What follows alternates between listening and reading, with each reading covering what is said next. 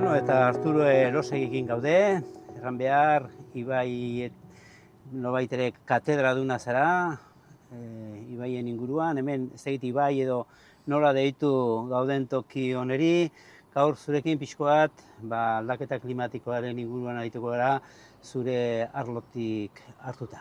Zerrango zenuke, aldaketa klimatikoa orokortik hasita, existitzen dela? Dudik gabe. Lurra borobila da, euzkin ingurun bueltak ari da eta berotzen ari da. Hiru gauza horietaz berdin nago konbentzituta. Eta datuak hiru gauza horiek demostratzen dituztenak berdina dira. Klima aldatzen ari da, zalantzari gabe eta gero eta azkarragoa gainera. Eta zein da gaur egun mundu ingurumenaren egoera orokorra? Bueno, gora bera hondik daude, badietokik oraindik ongi xamar kontserbatuk dienak, baina orokorrean ingurumen krisi larri batean gaude. Eta krisi larri hori da, 8.000 milion pertsona biziga, gero eta energia eta baliagai gehiago eta erabiltzen ditugu, eta mundua txiki gelditu zau. Eta tematzen daiga beti bezala bizitzen, beti bezala ez, gero eta azkarrago eta gero eta gauze gehiagoekin, eta munduk ez du hainbesterako ematen. Ez du ematen ez biodibertsitateak, ez du ematen ez klimak, ez du ematen ez urak, ez du ematen bukatzen nahi zaigu mundua. Eta orduan, oso egora txarrean hendenga, hemendik oso urte gutxira. Baita, oain ongi bizigan tokitan ere. Ze ondorio ditu gizakiaren jarduerak, ingurumenaren degradazioan? Ingurumenaren degradazioa gizakiak sortutako da, zalantzarik gabe. Gizakiak betidanik ingurunea eraldatu izan du. Sua pizten ginen berotzeko edo janaria prestatzeko, gero nekazaritza asmatu ginen eta horrek beti izan du eragina ez, baina hau modu esponentzialean gora die eta gero eta gorago eta gero eta azkarrago.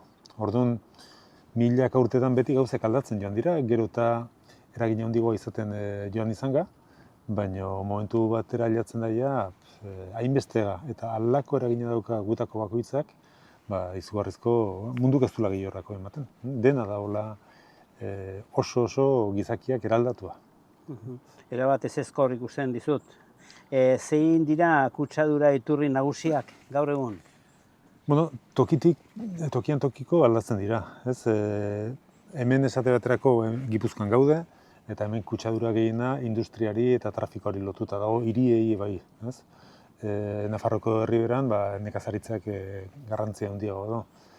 Toki batetik bestera aldatu egiten da, baina kutsadurarekin ere gertatzen da, garai bateko kutsadura kasu larrinak eta konpondu ginu zen, hori ibaiako hemen atzen, eta hau hila zen oain da 50 urte, eta oain bizia pixko bat berreskuratu da, baina daukaguna da kutsadura gero eta komplikatuko bat, gero eta gauza gehiago batera.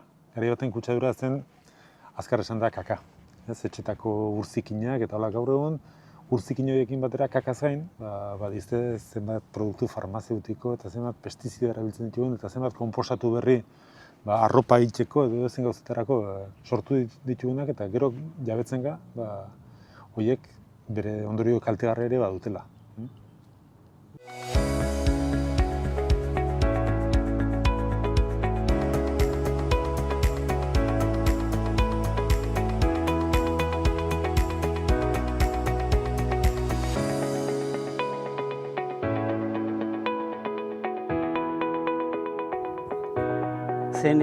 Zein neurri hartu daitezke klima aldaketa moteltzeko?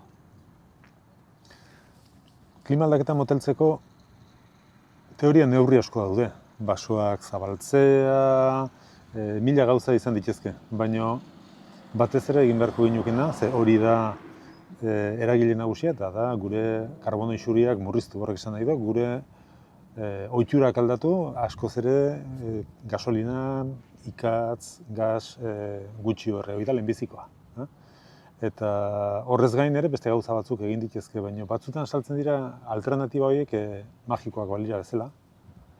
Zuhaitzak aldatu, zuhaitzak CO2 hartzen du, baina gaur egun isortzen duguna jasotzeko haine, ez da tokirik mundun zuhaitzak aldatzeko. Orduan, nahi eta nahi ez, gure bizimodu aldatu beharran gaude. Zer garrantzi du konsumo arduratsuak? Kontsumo arduratsua ezinbestekoa da, ez bakarrik klima aldaketarako.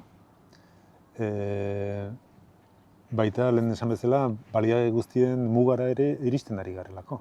Eta orduan, hasi behar dugu pentsatzen benetan zer behar dugun, eta zer den kontsumoa, zer den beharra, zer den kapritxo hutsa. Alde batetik pentsatuta ez dirudi asko aldatu den gure bizimodua azkeneko urtetan. Lehen bezala txuko kotxeak dauzkagu, lehen bezala txuko arropa, lehen bezala txuko etxetan bizi gara. Baina hemen ere, askoz ere kontsumo gehiago dauko, ez dakit, askoz ere maizago aldatzen dugu arropa, edo askoz ere maizago aldatzen ditugu gauzak, eta horrek ez du etorkizunik. Zu ibaietan edo gauz fluvialetan katedraduna zera, horretaz arituko gara, hurrengo galderetan, zer da ekologia fluviala? Ekologia fluviala, ibaien ekologia da bizidunek beren artean eta inguruneekin daukaten harremanen azterketa. Eta bizidun guztik sartzen ditugu hor, bai mikrobioetatik hasita eta gizakira. Eta guk behiratzen dugu bereziki zer gertatzen den ibaietan. Baina ibaia guretzat ez da soilik horratzen da, urez estalita da. Ibaiak islatzen du azkenean bere arro osoa, eta bere arro osoan gertatzen den gauzak hemen dute ondorio. Orduan, askotan gure begirada nahiko errutikoa izaten da. Galdera sinplea da hurrengo ere, zer egin du gizakiak baita ere ibaietan? Ibaiak dira munduan dauden ekosistema mehatxatuenetakoak. Ze arroan gertatzen den guztiak hemen baitu eragina. Arroan nekazaritza asko baldin badugu, gero erabilitako pestizidak hemen bukatzen dute. Industria asko baldin badugu, berdin baso gintza intensioa baldin badugu, hemen bezala, lur asko galtzen da eta buztina ibaira iristen da. Etengabe ari gara ibaiak degradatzen. Urte askotan, hori gutxi gora bera jasangarria izan da, 20. mendean Euskal Herriko ibai gehienak hilik egotera iritsi zen, eta orain ari gara horri buelta ematen ikasten ari gara, bide horrek ez zeramala inora, hasi behar gendula gehiago zaintzen gure ingurumena, azkenean gure ingurumena zaintzea gure bizimodua zaintzea ere badelakoz. Bestadetik, ibaiak aipatzerakoan errekak ere aipatu nahi nituen pixko bat. Aldea badago, ibai eta erreketan, gertai da igual ibaiak behiti heldu direla, gehiago garbitzen direla goian baino, onola dago pixkoat egoera, erran dezagun, herrietan, Pirineoan, Nafarroan... Joera, niretzat ibaia eta erreka gauza bera da, die azkenean zuhaitz baten adarpuntak eta enborra bezala edo sustraia bezala, ez? Dudikabe lotuta daude. Orokorrean, erreka ibai sistema hortan, zenbat eta berago joan, gero eta zigortu gokeoten dira, gero eta gauza gehiago gertatzen dielakoz.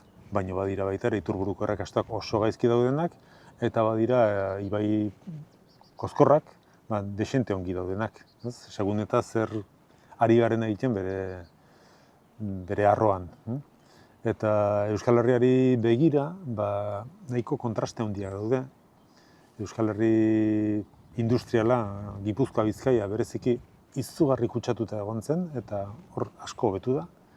Beste toki batzuk, desente kutsatuk ere izan ziren, nik zarakit, Aragon, Zangotza ingurutan, eta hor pixka bat hobetu egin gara, baina orain beste toki batzutan ari gara kutsatzaile berriak eta etengabe sartzen, esate baterako. Nekazariak asko intensifikatu dute bere jarduera, gero eta pestizida gehiago, gero eta goldatu maizago egiten da, gero eta etxalde handigok izaten dira, eta horrek guztiak azkenean toki horietan ere eragiten du. Zein dira ibai ekosistemek eskaintzen dituzten zerbitzu ekosistemiko nagusiak? Zerbitzu ekosistemiko esaten zaio gizakiari mesede, naturak egiten dizkion mesedeak, ez? Mesedei, naturak edo ekosistemek. Eta ibaietan, teorian, zerbitzu pila bat topatzen alditugu, batetik ura. Ibaiak garbi baldin badago, horrek etengabe ura ekartzen digu eta ur hori erabili dezakegu edateko edo gu garbitzeko edo mila kontutarako. Baina ez da hori bakarrik, garai baten ibaietan arrantza asko izaten zen. Gaur egun arrantza kapritxoko kontua da, baina pentsatu garai baten zenbat izokin harrapatzen zen, edo zenbat angula harrapatzen zen, edo zenbat beste gauz asko harrapatzen ziren, eta hortatik gizartea bizi zen. Ibaiek gainera tarteka uholdeak izaten dituzte, eta uholde horiek, beren uholde lautadatan, ibarra esaten digun alderdi hortan, lurra ongarritu egiten dute. Eta ibarretan izaten da beti lurrik gozoena, lur gozo hori ez dago hor kasualidad, ez dago ibaiak berak sortu duelako. Eta, bueno, beste mila kontu daude, hau da, ibai osasuntsu baten inguruan bizitzea edo ibai erabat kutsatu baten ondoan bizitzea guztiz desberdina da. Azkenean, gure bizi kalitatean, naturaren kalitatera lotuta dago baita ere. Zer kalte eragiten dute ibaietako urbanizazioek eta baita kanalizazioek? Bueno, ibaien kanalizazioak aldatzen du bere alderdi fisikoa. Ibaiak beti da garraio sistema bat, ura ekartzen da, goiti bera, baina urarekin batera harrik, sedimentuk eta beste mila gauza, eta hor oreka batera iristen da. Gutxi gara bera mantentzen dira denbora askoan berdintxu. Ibai hori kanalizatzen baldin badugu, dinamika hori guztiz aldatzen dugu. Askotan kanalizatzen dugu, egiten ditugu bi saietxetan, bi hartzetan lezoiak, hor bezala, hori da. Eta horiek dira presa txikiak bezala, ura hortik ez dadin atera. Ze pasatzen da, tarteka hortik gainezka egiten du, eta orduan problema handiagoa daukagu. Ze atzeko belatxoa edo atzeko alorra edo atzeko herria urperatzen da, eta urak ezin du berriz ere ibaira bueltatu. Orduan, holako kalte asko sortzen ditu. Eta urbanizazioetan hori oraindik indontxoa izaten da, hiriguneetan eta guztiz eraldatzen ditugu errekak eta ibaiak eta askotan porlanez eta estaltzen ditugu. Eta ez hori bakarrik, oraingoari garen, aztertzen ari garen kontua da, euri-urak herrietan barna ze kutsatzaile hartzen dituen eta nola sartzen dituen errekara. Eta topatzen ditugu kutsatzaile pila bat, horietako batzuk oso toksikoak direnak, konpaziora pneumatikoen desgasten ondorioz sortzen diren konposatuak, eta bar, orduan horiek denek azkenean, hau da, ibai bat oso urbanizatuta baldin badago, normalean seinale txarra. Bertan, biodibertsitate gutxi eta egoera nahiko kaskarra topatzen dugu. Karan daiteke oro har hartuta, haunitz eraiki dela, ez da, erreken inguruan. Bai, garai baten zen erreken ingurutan eraikitzen. Garai baten basarrik ez dago erreka ondotan, oso gutxi izaten da. Izatekotan errotak dira, edo garai bateko burdinolak eta olako kai bazekien erreka inguruk arriskutsuk ziela. Gero egiten dugu lako lezoi bat, eta horrek ematen digu ziurtasun sensazio faltsu bat. Pentsatzen dugu ja babestuta gaude. Eta orduan, etxea egiten dugu justu horren kontra. Baina ez dago uholde handi batei aurre egiten aldion lezoirik edo presarik. Hoi denak lehenago edo berandago gainezka egiten dute eta orduan etortzen dira kalteak. Ze neurri har daitezke ibaiak eta euren biodibertsitatea berreskuratzeko? Bueno, neurri asko har ditezke eta hartzen ari dira. Euskal Herrian nik uste dut hortan nahiko aintzindariak izan direla gure kudeatzaileak. Lehenengo kontua da uraren kalitatea. Ura oso zikin baldin badago, ahaztu beste gauza guztietaz. Eta uraren kalitateak garai baten esan daizun saneamendua eta urtzikinen arrazketa. Garai baten etxetako hondakin guztiak eta zuzenen errekarazi joa zen, fabrikatako kalte guztiak errekarazi zen, eta inori ez zitzion inporta. Baina gero lege aldaketak diela eta hori hasi zen saneatzen, estolderia egiten da, eramaten da hori guztia araztegi batera, eta hor ura, ez da bedeinkatu ateratzen, baina obesio ateratzen da. Eta era berean, fabrikatan eta ikasi da, askoz ere hondakin gutxiago sortzen, hori da lehenengo kontua. Ze gertatzen da, behin uraren kalitatea ongi xamar daula, zuloa beste toki batzutan ikusten da. Garai baten errekak hilaztu denen, ez zuen inporta kanalizatuta egotea edo, ez edo gutxio inportazun. Gaur egun habitat fisikoa, dauzkagun sortzen diren islak edo ertzetan dauden legardik edo zeibar baso daukagun, eta horrek asko eragiten du bertan izan daitezkeen espezietan eta asko eragiten du bertako ekosistemek daukan funtzionamenduan. Orduan, habitatak hobetu ditezke. Egin ditezke gauz asko ingurunea, nekazaritzan edo baso gintzan edo teknika harinagok erabiltzeko eta kalte gutxiago sortzeko. lan asko egin dezakegu espezie exotiko inbaditzaileen kontra, pilak dauzkagu ibaietan, arrainak, erdiak baino gehiago, penintsulan espezie exotikoak dira. Eta izugarrizko kaltea egiten diete bertakoei. Eta hori bezala, lan hildo asko daude.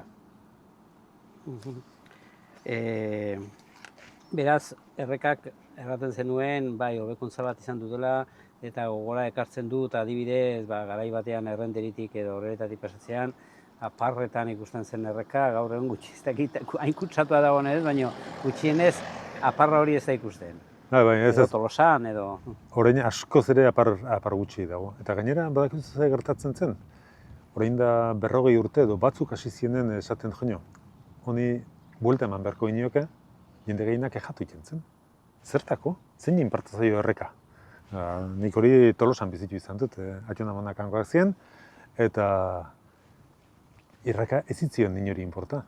Eta oain kolpez, erreka garbi xamar daola, azten die arraiak bertan, atek azten dira, jubilatu guztik azten dira, airi hori puska botatzen, ez? Garai baten, zenbat eta urrutiko bizi errekatik, horia baten esate baterako, etxe gehiago balio zuten, oain kontrakoa. Zenbat eta bertago, estimatu badaude, ez? Ordan, horrek erakusten du ingurumena zaintzea, ez dela bakarrik zaintzea txori batzuk edo xomorro batzuk. Azkenean gure burua zaintzea dela. Zuk zure lanetan biodibertsitatea ere landu duzu, eta momentu honetan, edo bintzat entzun edo irakurri izan dizugu, biodibertsitatearen gainbeheradari buruz solasean. Zergatik dago biodibertsitatea gainbeherean? Arrazoi asko daude. Mundun lehenbiziko arrazoia da habitaten galera. Habitatak desagertu egiten dira. Toki batzutan basoak kentzen dira, edo ezegundeak kentzen ditugu, edo... Horrez aparte, kutsadura, habitataren degradazioa eta toki askotan garrantzitsua da. Espezie inbaditzaileak dira 3. kausa. Gero badira espezie batzuk galtzen ari direnak gainuztiatu egin ditugulako. Hemen esate baterako, angula harrapatzen da oraindik. Eta aingira edo angula, espezie bera da, iraungitzeko arrisku larrian dago. Eta oraindik harrapatu egiten da. Hori ez da bideragarri, ez? Beste espezie batzuk, ursatorra esaterako Euskal Herrian daukagun espezie bitxienetako bat, erreka garbietan eta biziena, nahiko gaizki dago, errekak dena dauzkagulako presatuta eta zatituta bezala. Orduan populazio txikia gelditzen dira, badago populazio bat artikutzen, badago beste populazio bat inpernuko errekan, beste bat ez dakin non, baina beren artean kontakturik ez daude. Eta orduan horreko edukidetasuna ekartzen du. Espezie asko galtzen ari dira, exotiko inbaditzaileen eraginez.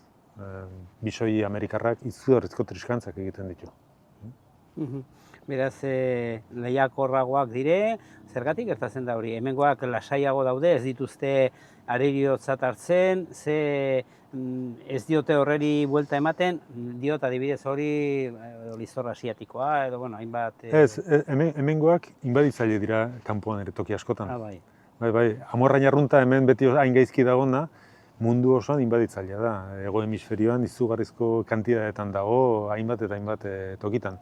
Gertatzen da espezie bat bere lekutik kanpora eramaten denean, zeuzkan etxaiak etxean bere lekuan gelditzen direla ez toki berrian. Eta orduan etxai gutxi izaten dutela.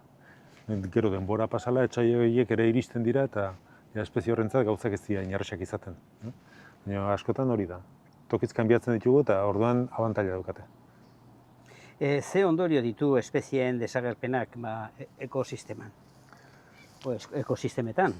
Pentsatu behar dugu, gure bizia, gizartearen bizia, ekosistemen menpe dagoela. Arnezten ari garen oxigenoa, ez dago hor kasualitatez landarek sortu dute. Edo gure hondakinak botatzen ditugu ez dakin nora, eta horrekin konposta egiten dugu, konposta ez da berez egiten, hor daude mikrobiok eta egiten dute.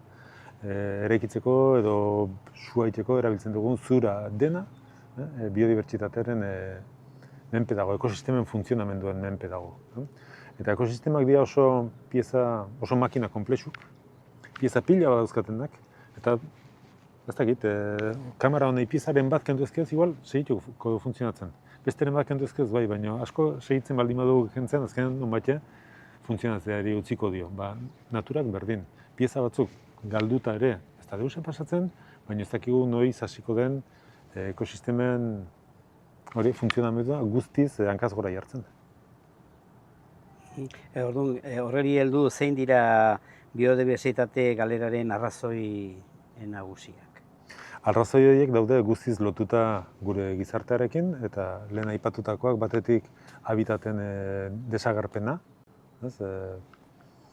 Duna bat kentzen baldin badugu etxeak egiteko, bertako espeziak galtzen dira. Ezegune bat lehortzen dugunean, edo horrako zerbait egiten dugunean. Baso bat Amazonia mozten dugunean, soroak egiteko. Hoi bat. Bestetik, kutsadura eta habitaten degradazioa. Habitata oraindik hor dago, ibaia hemen dago, baina ez da gari baten bezin osasuntsu, eta horrek ere espezie askoren galera ekartzen du. Klima aldaketa orain hasi da izaten arazo espezie askorentzat, eta espezie inbaditzaileak. Gero, badira espezie batzuk gainustiak eta batik galtzen ari direnak, lehen angula aipatu dut eta holako beste batzuk ere badira, baina horiek dira nagusiak. Ze neurria daitezke espezie mehatxatu horiek babesteko? Hartzen alba dira? Bai, neurriak asko dira. Baina hemen bi kontu ditugu. Batetik hasi gaitezke eta hasi behar dugu espezie zehatzen arazo zehatzei aurre egiten. Lehen aipatu dut bisoi amerikarra. Bisoi amerikarra inbaditzaile izugarria da eta bereziki kalte egiten dio bisoi europarrari. Europarra da Euskal Herrian daukagun harri bitxietako bat, espezie bat oso mehatxatuta dagoena eta bertakoa dena, ez? Orduan, horren kontra zer egiten da, bisoi amerikarrak harrapatu eta kendu, menditik atera, ez? Eta hori egiten da eta egiten segitu behar da. Baina hori partxe bada, oso garrantzitsua, baina partxe bada. Ez? Horren atzetik dagoena da mundua lehen esan bezala bukatzen ari zaigula, dena aldatzen ari garela eta horri eman behar diogu gulta. Azkenean gizartea bera aldatu behar dugu, gure bizimodua bera moldatu behar dugu, pentsatu behar dugu epe oso luzera zer mantentzen alden. Eta jasangarria da soilik epe oso luzera mantentzen aldena. Eta gure kontu asko ez dira epe luzera mantentzen alden. Eran daiteke, aipatu duzenez bisoia, oso leku eskasetan dagoen zerbait dela, bizi iraupen zaila duela momentu honetan? Bai, bisoiaren populazio nagusia dago Nafarroko herriberan, Ebro, Aragon, Tokioetan. Gero oneraino ere iristen da eta Frantziko hegoaldera ere iristen da, Landesetara eta hola. Baina gune nagusitako bat hemen dago, beste bat Errusian. Eta azkenean ardura bada, munduan dauden bisoi bakanoiek gu dauzkagu. Oso erresa da esatea Amazonian ez dakiz egin beharko lukete, edo gorilak salbatu behar dira. Beste netxean esan ez egin behar duten, baina guk ere baditugu gure espeziak eta gure ardurak horiekiko. Ze eginkizun eta baita ere ze erantzunkizun dute tokiko komunitateek biodibertsitatearen zaintzan? Ezinbestekoa dira tokiko komunitateak. Naturaren kontserbazioan esaten da egin behar dela modu globalean pentsatu, baina lokalean jardun. Orduan, ikusi behar dugu ze arazo dauden mundu mailan, arazoien irtenbideak zein edo nola izan daitezken, baina gero ez du balio esatea bestek zer egin behar duten, guk ere egin behar ditugu gauzak. Eta egin behar ditugun gauza horiek batzutan oso erresak dira.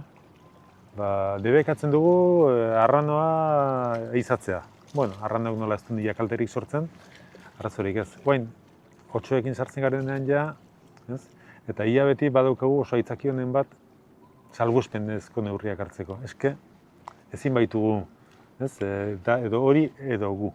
Eta batzutan, otxoa espezie oso komplikata da, baina batzutan ikusi ditugu eztabaida batzuk espezie xistrin batekin inongo kalterik sortzen dutzen da, eta alare, ezinezkoa zen metro karratu bat uztea espezie hori babesteko.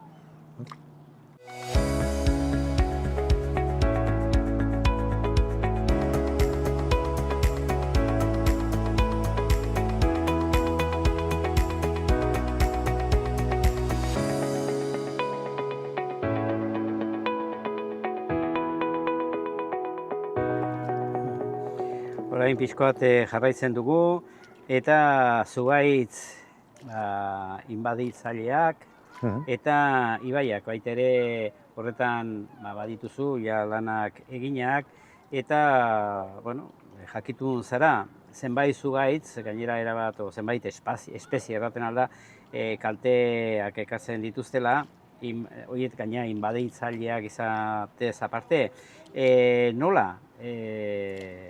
nola eragiten dute ekosisteman zugaitz inbaditzaileak diren horiek? Erraten aldire zeintzu diren ere? Inbaditzailea esaten zaio, inbaditzailea izendatzeko espezie batek izan behar du.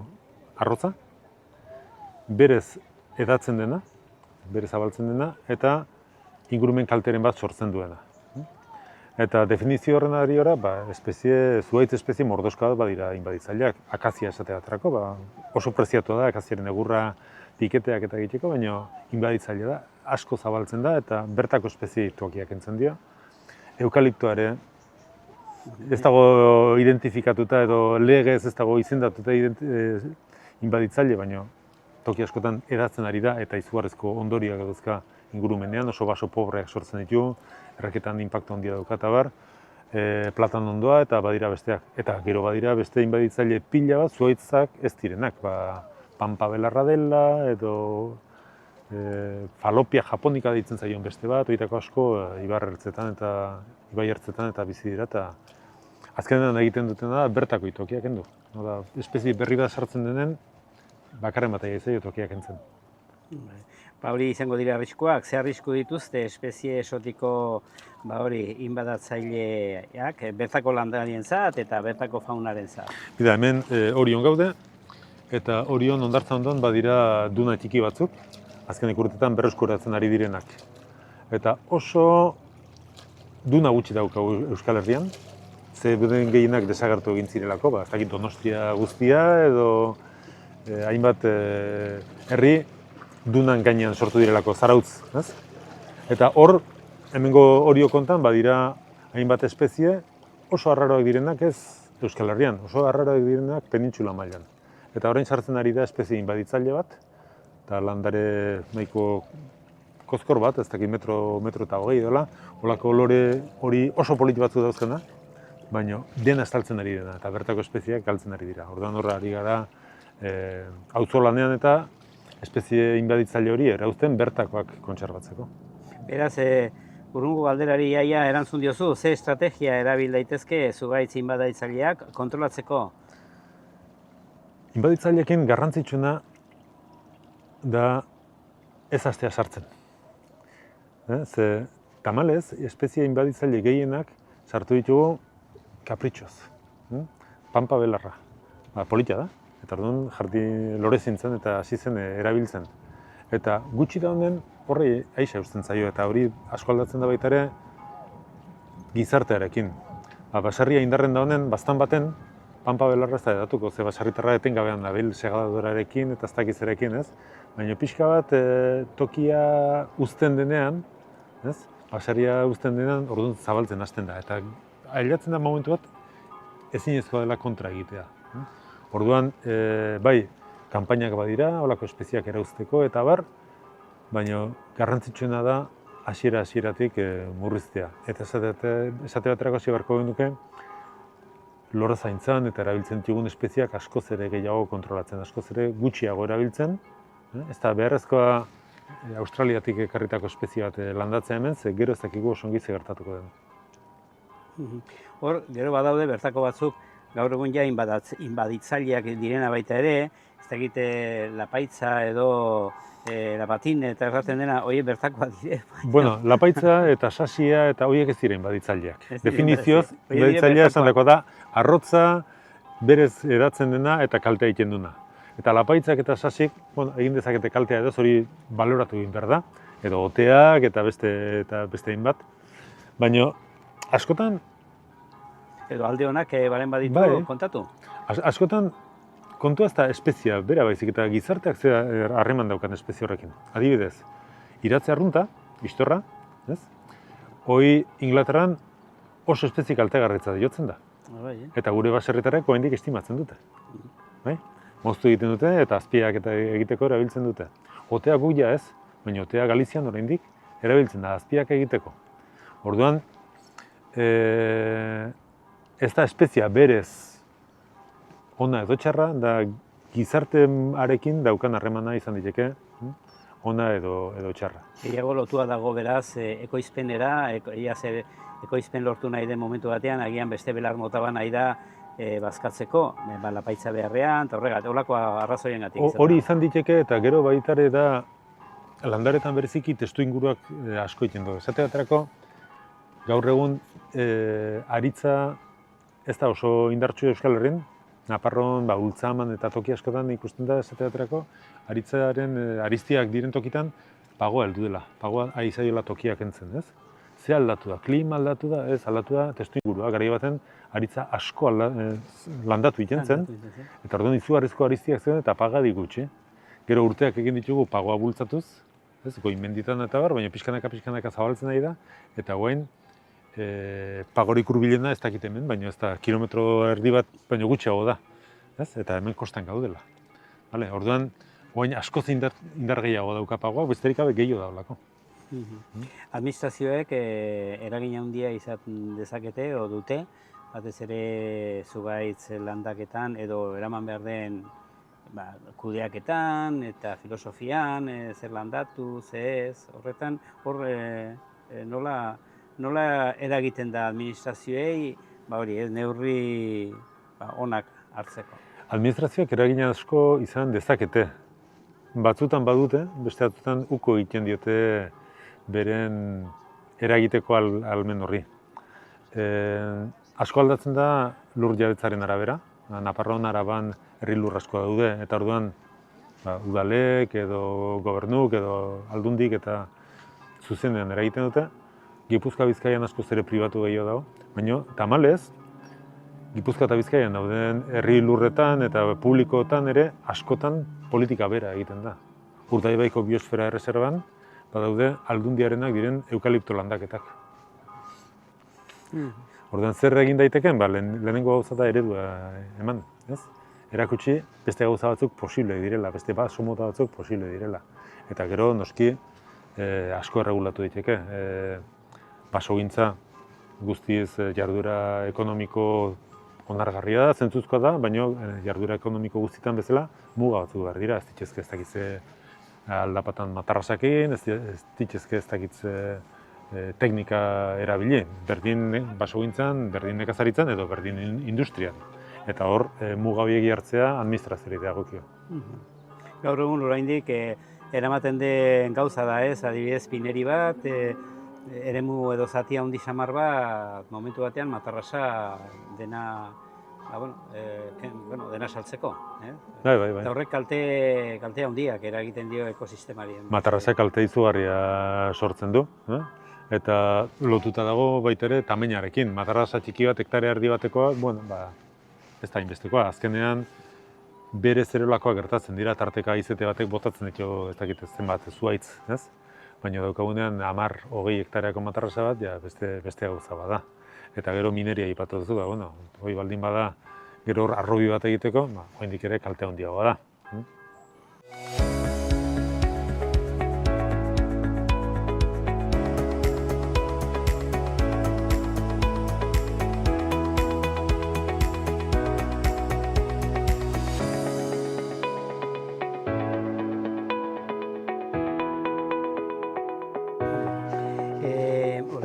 Ibaietaz, ari gara aldiero, baina ibaiak, urtegiak eta presen kudeaketa.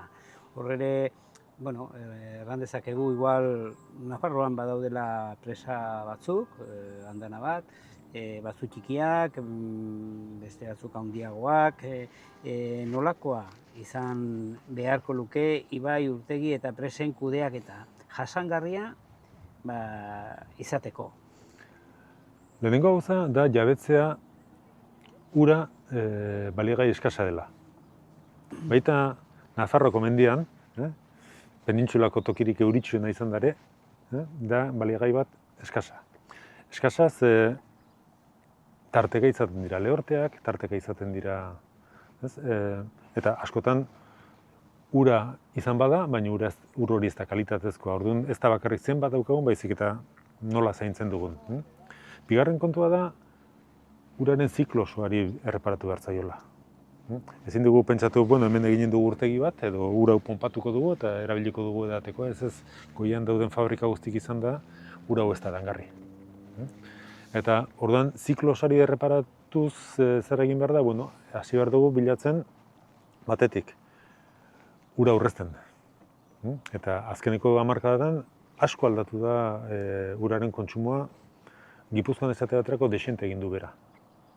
Askoz ere ur gutxiago gastatzen da orain. Batetik sozialki gauza batzuk aldatzen ari dira, eta besteak beste auditerian zeuden galerak murriztu egin ditugu izugarri. Eta horrek, ja, onura handia ekartzen du. Eta bestetik, zaindu behar dugu ura hartzen dugun toki hori, baina ez tokia bera, baizik eta ingurua. Horreren, ikusten dut, Naparroan daukagula munduko adibide honenetako bat, Artikutza. Donostia ur eskasian zebilen, Artikutza Añarbeko errekatik hasi zen ur hori hartzen, kutsatuta zegoen eta etzekiten ez kutsadura hori nola konpondu, zer egin zuten, arrozoa erosi eta zaindu. Eta hori daukagu urik onena, berme izugarrizko kalitatea, izugarrizko ura. Orduan, holako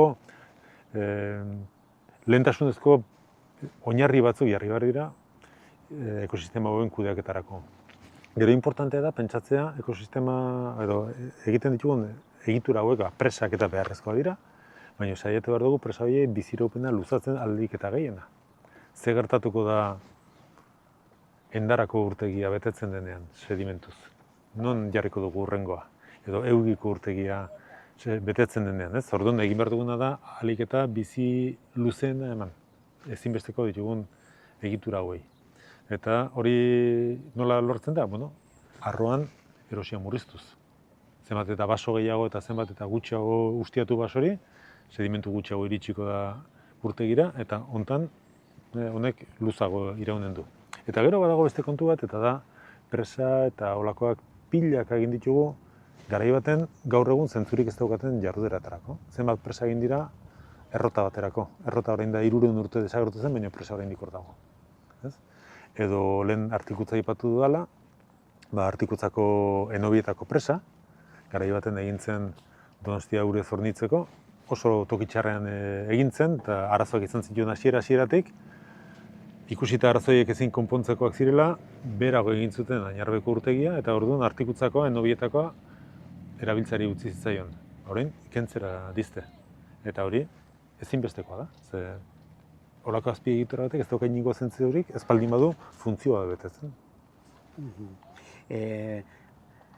Iturrien kalitatea erten duzu inguruak ematen diola. Bai.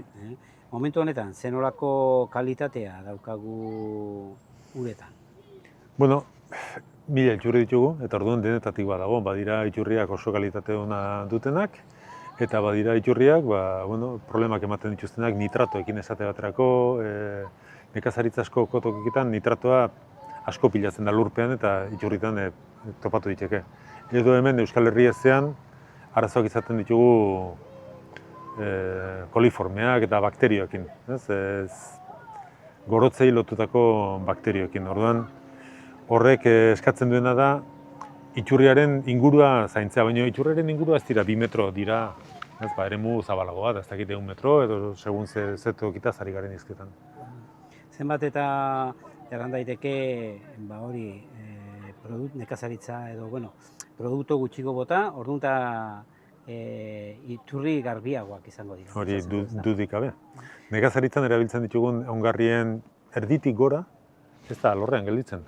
Errekara die edo lurpeko uretara, eta hori Euskal Herrian ez dut uste badenik. Gasteiz inguruen badia zona batzuk nitratoekin arazo dauzkatenak. Baina Frantzian eta Espainiako toki askotan, iturriko ura ez da dangarria, nitrato gehiegi daukalako. Eta hori da, inguru handi baten nekazariek ongarri gehiegi erabili dutelako. Pirinioetara behiratuz, nahiz eta zu gehien bat zure lanak Gipuzkoa aldean egin, baina Pirinioetara aldera begiratuz zer nolako ekosistema dago bertako errekantzat, eta ze arazo izan dezakete ur eskasiarentzat batez ere. Pirineo Pirinioak bi alderdi ditu. Hegoaldea askoz ere lehorragoa da iparraldea baino, eta hor hasi da sumatzen desiente klima aldaketa. Esate baterako Erro ibarrean edo Izaban eta horietan ikusten dira pinuak, pinu lerra esaten zaiena edo pinu silvestre edo pinu gorria, ja toki askotan ihartzen ari direla. Eta hori nire ustez argi eta garbi klima aldaketaren eragina da, lehorteak eta temperatura igoerak. Eta hor espezie askorentzat, lehen aipatu dut, espezie batzuentzat temperatura azten dela mugantea izaten, eta amorrainak esate baterako garai baten erronkari inguruan, eta asko zeuden gaur egun ia desagertu egin da. Eta segurazki hori ere temperaturarekin lotuta dago, ja berogiak dira amorraina bizi ahal izateko. Orduan, Pirinioan oraindik toki zoragarriak baditugu, baino mehatxuak ere handiak dira.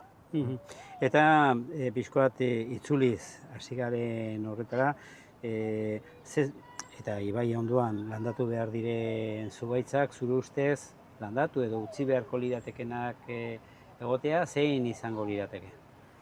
Bertakoak, eta ni orokorrean ibai hartzetan zuhaitzak landatzaren kontrakoa naiz utzi, berez heldu dira.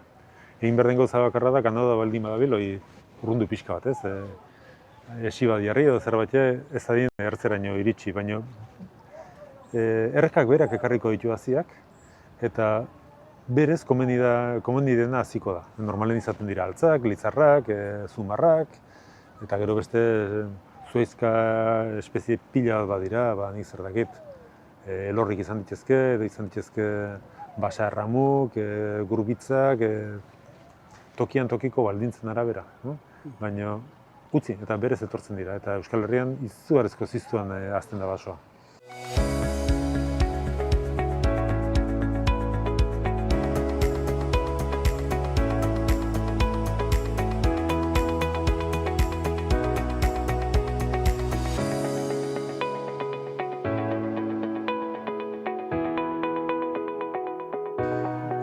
Eta azkenik, bost galdera ingo ditugu, pixket klima aldaketari buruz aritzeko. Zein da, naiz eta erran daiteke dena pixkot horren inguruan aritu gara, tira, zehatzago egiteko edo. Zein da klima aldaketak ibai eta erreketan duen eraginik larriena zure ustez? Eragin larriena da erregimen hidrologiko esaten zaion hori aldatzen ari dela. Erregimen hidrologikoa da berez, izaten dira urte sasoi batzuk euri gehiago egiten duna eta goraldi gehiago, beste batzutan agorraldik, eta hori asko ari da aldatzen.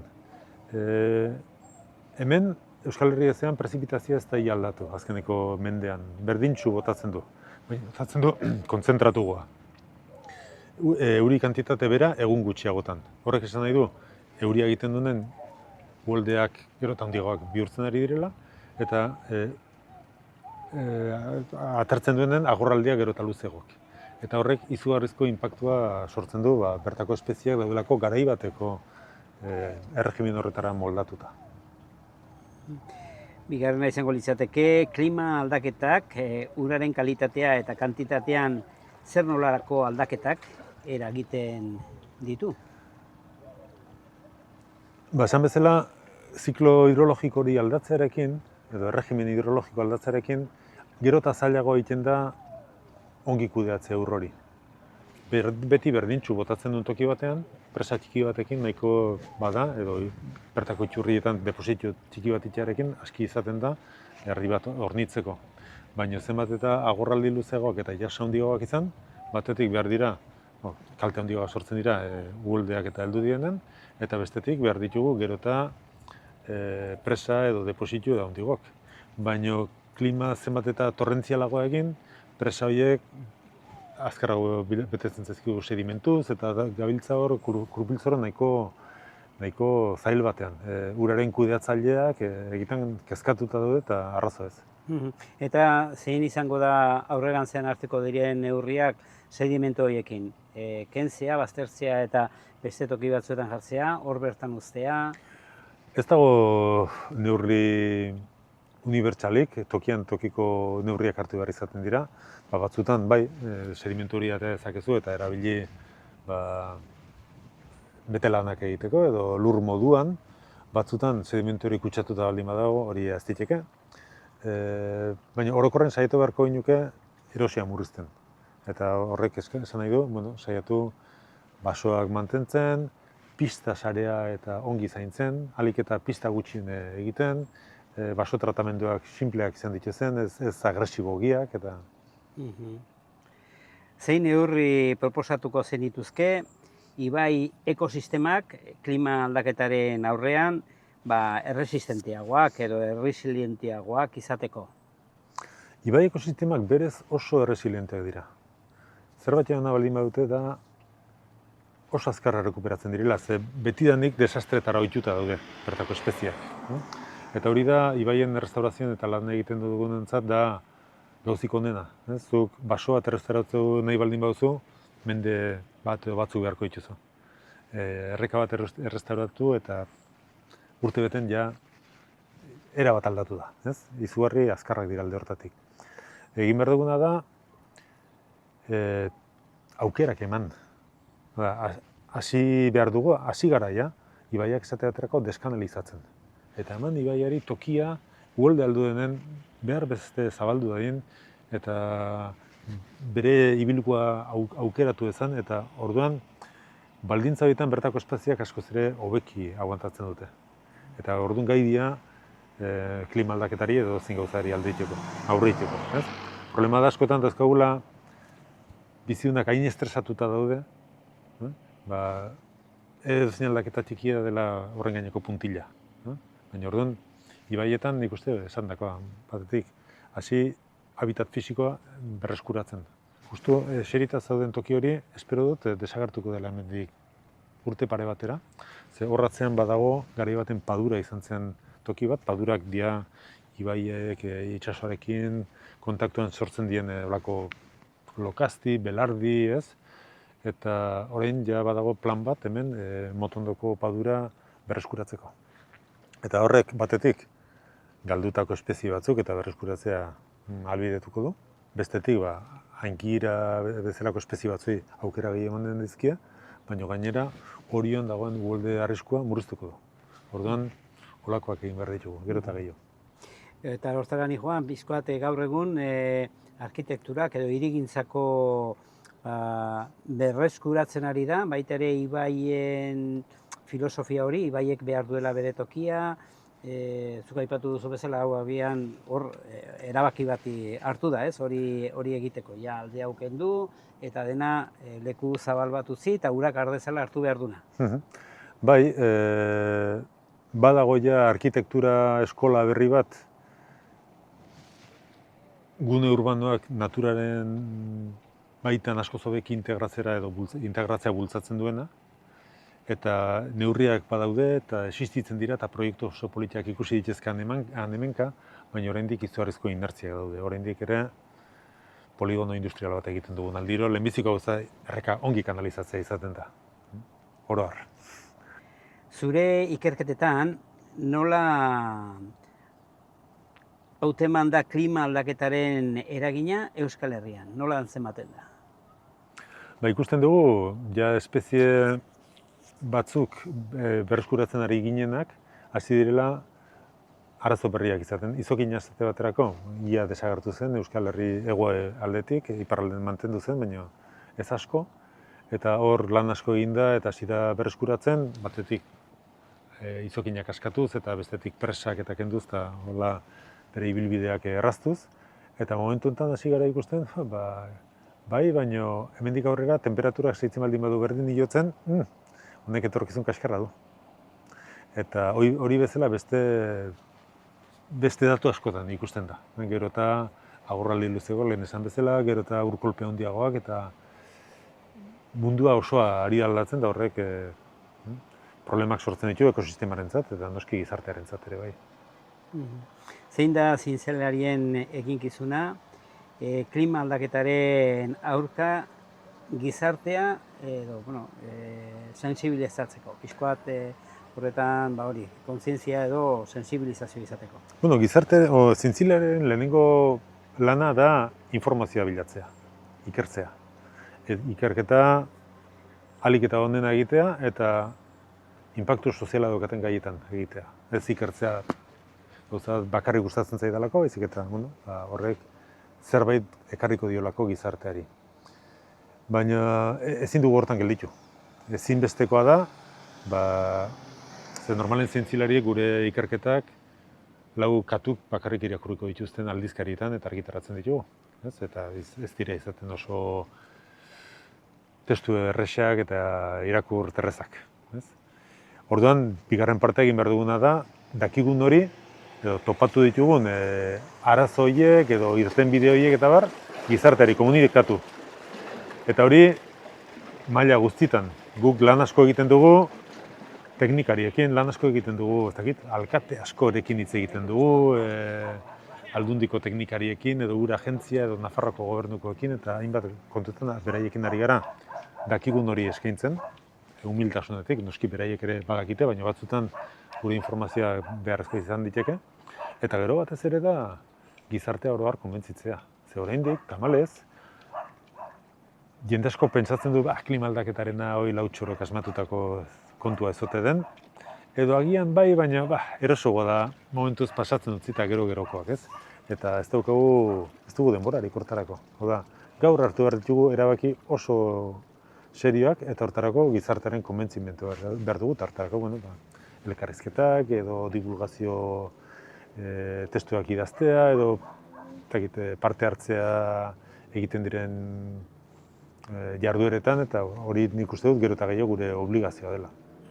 Ze pertzepzio daukazu gazteengan jasotzen ari dira momentuaren erran daiteke larrialdia edo egoera edo gero eta gehiago edo nola ikusten duzu gazteria? Gazteek oso argi daukate egoera larria heldu dela. Batzutan horren aurrean bi irtenbide izaten dira, bata nihilismora dedikatu, ez dago esperantzarik eta ahaztu dena, edo botatu ez dakit partiduri edo dedikatu mozkortzera. Edo bestea esatea ez nik zerbait egin dezaket. Oso erresa da gaztei esatea ez dutela deus egiten, baina nik ez dut uste gu gazte ginenean hobea ginenik. Eta gazteek gaur egun dauzkaten tresna berri horiekin komunikatzeko eta tarteka sortzen dira nola zen Greta Thunberg sortu zen bezala, sortuko dira olako gehiago eta horrek ekarri dezake gizartearen egoera iraultzea oso denbora gutxian. Orduan, nik uste dut esperantza izan behar dugula gazteengan, klima aldaketarena garai baten esplikatzen zaila izaten zen, gaur egun ja hain evidentea da, ikusiko dute eta azkenean borrokatuko dute bere etorkizuna jokandu baitago. Erran daiteke agian gure adinekoak garela desarrollismo batean, bizi izan garelakotz, gehien saihesten duguna gai hau, igual jende gazteak heldu zaiona ikusita ardura gehiago hartzen du. Ez duk esanen gure adinekoak okerrena garenek, iruditzen zait adin ertainekoak direla oraindik okerragoak. Ze guk desarrollismoan pentsatuz ikasi dugu, baina gure ondorengo ere gauza bera erakutsi digu. Eta orduan hor dauden, orain ikusten diren teknomagnate horiek eta horiek buruan daukatena da benetan beldurtzekoa. Eta Elon Musk bat dago mundun, baina Elon Musk izan nahiko luketen asko daude Euskal Herrian bertan. Eta horiek ematen diate beldurra. Pentsatzen dutenak, sortu dugun sistema ekonomiko hori errealitatea hori dela, eta ez errealitatea hau fisikoa da. Eta gero fisiko honek muga batzuk jartzen ditu, eta hortik aurrera hasi beharko ginuke pentsatzen ekonomia antolatu edo nola egin. Ezin dugu kontrakoa egin, ez uraren prezio delako ur asko saldu behar dugu, ez ura dagoena dago, ez dago gehiago. Hori ez direke aldatu. Plazer bat izan da, Arturo, esker mila unitz, emandako guziarengatik, sei bizkor eta beste bat arte. Plazerra niretzat izan da, eskerrak zuri.